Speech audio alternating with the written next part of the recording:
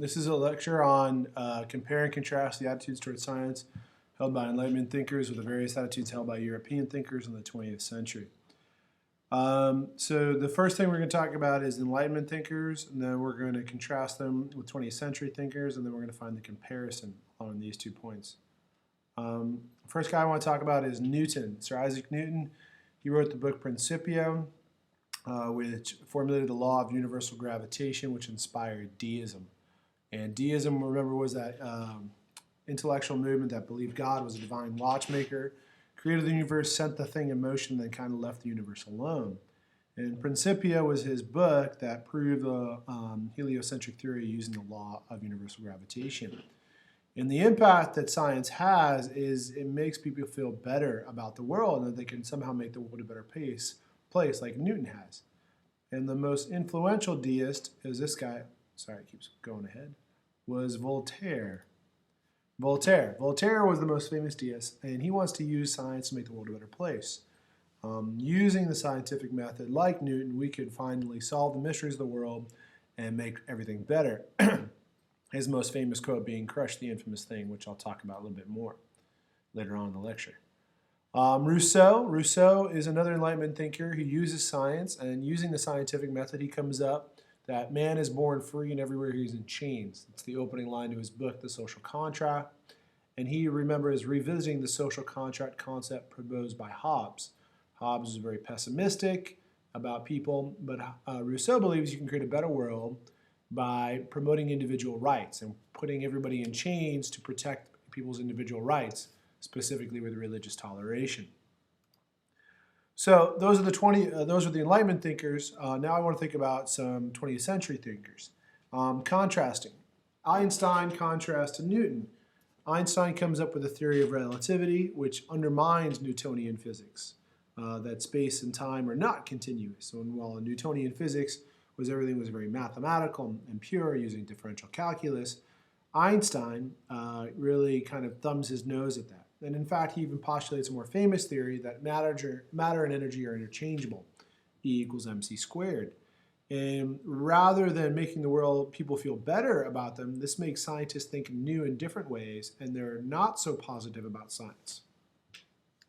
So Heisenberg was a very famous scientist, came up with the principle of uncertainty, and which stated that you cannot know position and speed of the electron. So science is no longer providing the easy, optimistic answers that people had always looked toward science to, that Newton had provided and Voltaire. In fact, science is undermining a lot of their basic ideas.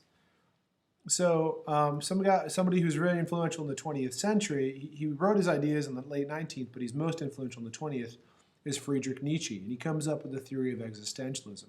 And one of the most famous quotes is, "God is dead."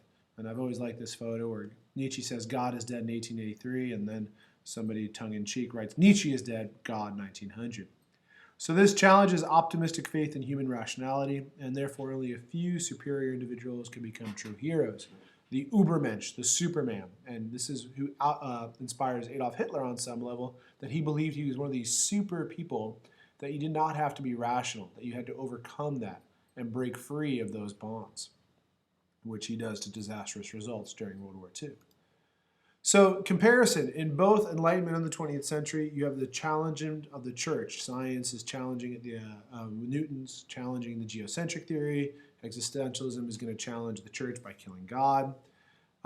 Voltaire wanted to crush the infamous thing, and science once again is undermining the church where there are no more absolutes, and people don't feel safe in the world anymore, especially after World War I, the lost generation. And you have Rousseau supporting religious toleration, which is contrary to Calvinism and Catholicism. I chose Calvinism there because Rousseau lived in Switzerland, and he would have really come face to face with the hatred that Calvinists had for other religions. And both actually promote individuality. Both Nietzsche and Rousseau promote that individuality. Then finally, government control. In the Enlightenment and in the 20th century, you also have the rise of very powerful leaders. Enlightenment thinkers thought the best they could do was an enlightened monarch, and most famous is Frederick the Great of Prussia. Another good example is Catherine the Great of Russia. And in the 20th century, you have the rise of fascism, the age of anxiety, and the ideas of Heisenberg and and Einstein and Nietzsche create a lot of anxiety in the interwar years.